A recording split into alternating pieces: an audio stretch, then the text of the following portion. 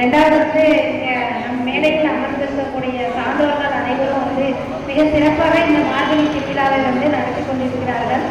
அழிந்து போன பண்பாட்டை வந்து மீட்டெடுக்க பாடுபடக்கூடிய இது போன்ற இவர்களை போன்ற சான்றோர்களுக்கு வந்து நல்ல ஆயுளையும் நீண்ட நல்ல வரங்களையும் அவர்கள் நினைக்கக்கூடிய அனைத்து காரியங்களையும் வெற்றி அடைய செய்ய அந்த ஆண்டவனை முதலாக நான் வேண்டிக்கொள்கிறேன்.